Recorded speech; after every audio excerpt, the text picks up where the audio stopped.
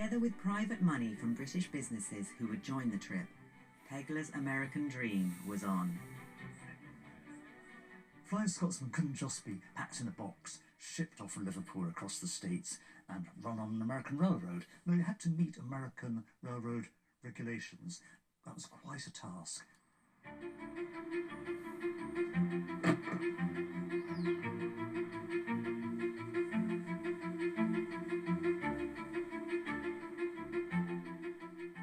When Flying Scotsman went to America, it had to follow various rules and regulations.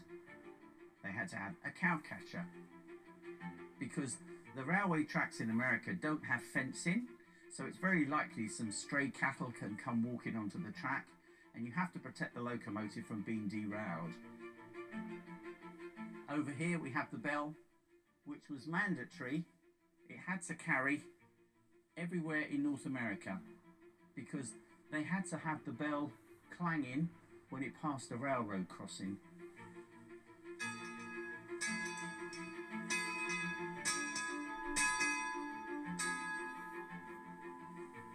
She was totally Americanized. She looked good. Suited her. It was a very big deal taking a Scotsman across. I remember my father worrying about it, having many sleepless nights. Alan Pegler was the ringmaster, but he needed a strong team to back him up. The leader of that team was George Hinchcliffe, the tour manager. Alan Pegler hired my father to become the manager for the coaling and watering arrangements and for the maintenance of the locomotive. I was 13 years old at the time, and it was very exciting. My father was going to go to America, and then my mum said, "Your dad wants me and you over there." Oh, right, fantastic, I think.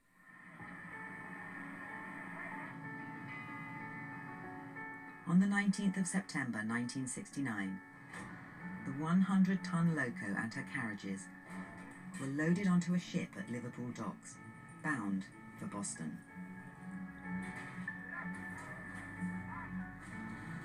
Alan Pegler and the tour organisers were taking a real risk in sending Flying Scotsman hundreds of miles across open ocean.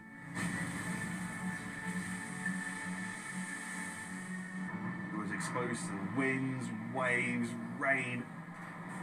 The worst that the Atlantic could throw at this. It could sink. Of course, happily it didn't.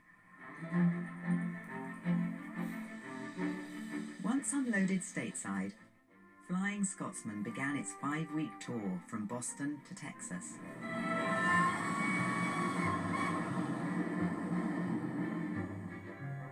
The plan was to stop off at towns and cities along the way, promoting British business and selling Scotsman souvenirs to the American public. So really it was a travelling circus featuring some really big British brands. Lloyd's Bank was on there. There was a Routemaster bus, again tapping into that idea of Britishness. Watneys had converted the observation car into a travelling bar. There were bevies of mini-skirted girls. It was a party train. Which party do you want me to start with? We were all young girls, all very attractive, dressed in our mini kilts and white boots. Each city we went into, tables would come out, us girls would do a little Highland fling. We'd start selling memorabilia of the Flying Scotsman. And of course, a lot of the businessmen, they all wanted to take us out and give us a good time. I went into nearly every revolving restaurant in every major city. It was just amazing. It was a wonderful opportunity to do as a 25-year-old. I'm married. Didn't want to get married. I was having too much fun.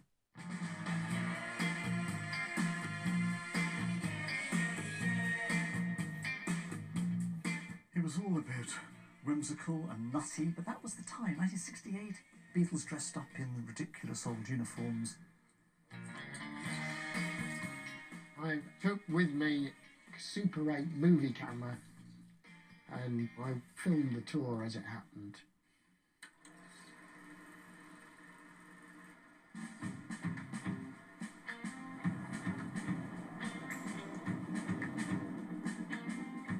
It was just amazing to watch the countryside go by, going through the Appalachian Mountains with thousands of people lining the railway tracks, watching you go by and waving.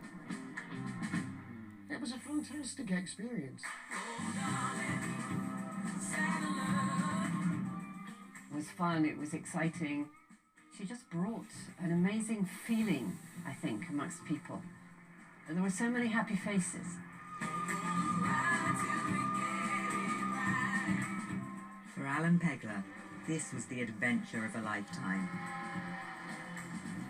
Topped off by the opportunity to drive Flying Scotsman himself, something he wasn't permitted to do on Britain's railways. My father was allowed to drive, which he just loved doing, thundering along the tracks. The soot and the steam, the fire. For him it was very, very important. It was his dream.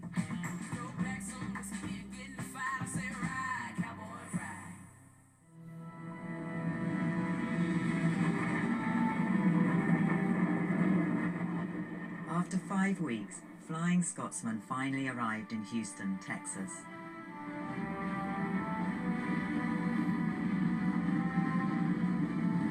Alan Pegler's mission was a success.